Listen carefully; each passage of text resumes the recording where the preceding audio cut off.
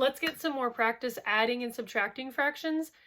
But now in our next section, 4.5, we aren't going to have common denominators. The bottoms are going to be different. So this is where it can get a little tricky, but we just have to remember back in section 1 and section 4.1, when we were learning how to find equivalent fractions, this is where that concept comes into play.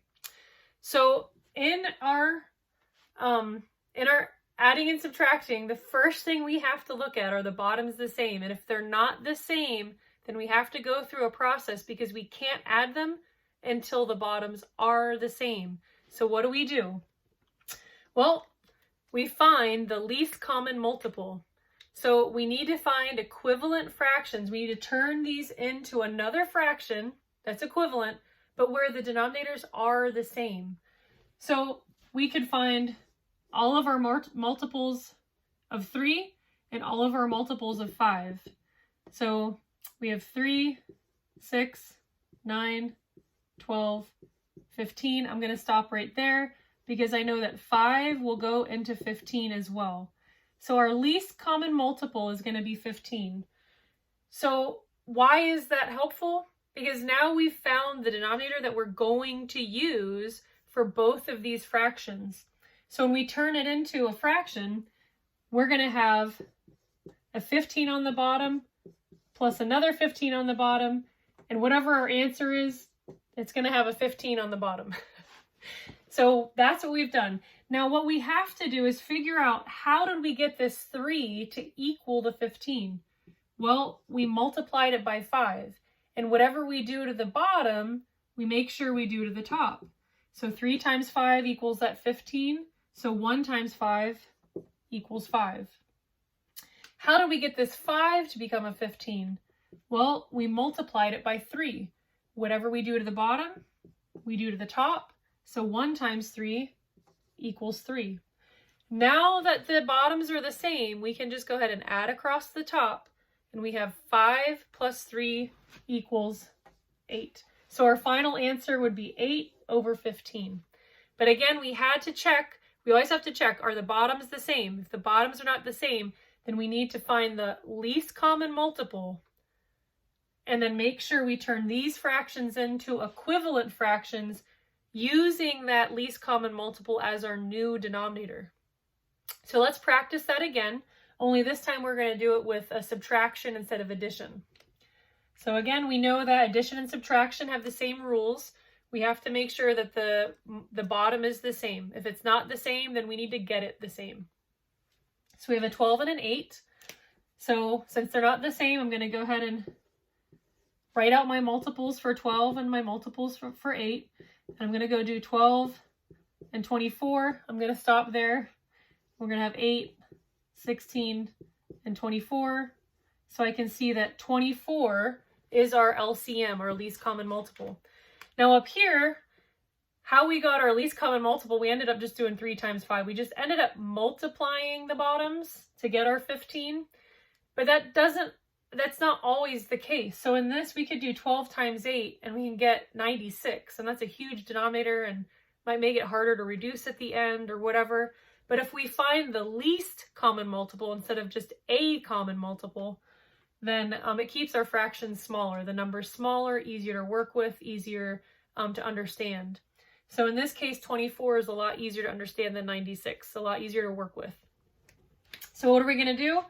This 24, this LCM, is going to become our new denominator.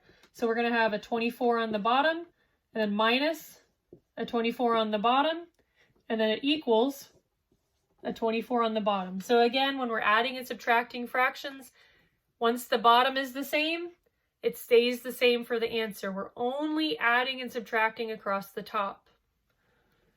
So now we need to figure out, how do we get this 12 to equal a 24? We multiplied it by 2. And whatever we do to the bottom, we do to the top. So 11 times 2 equals 22. How do we get this 8 to equal a 24? We multiplied by 3. Whatever we do to the bottom, we do to the top. 3 times 3 equals 9. 22 minus 9 is going to equal 13.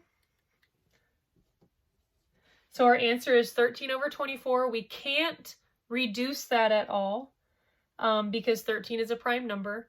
So, and 13 doesn't go evenly into 24. So we can't reduce that. But again, always check to see if you can. Always check to make sure you're doing your math right and that it can't be reduced before you go ahead and mark it as complete. So one more we're going to work with, bringing in integers, the negative signs, making sure we're not forgetting how to use those. We have a negative 2/3 minus a negative 3/4. And remember, when we have this double negative is really like a positive. So basically we have negative 2/3 plus 3/4. But again, we see this, the 3 and the 4, the first thing we look at when we're adding or subtracting fractions is the bottom the same. It is not, so we need to find the least common multiple to make it the same. So we have a 3 and a 4.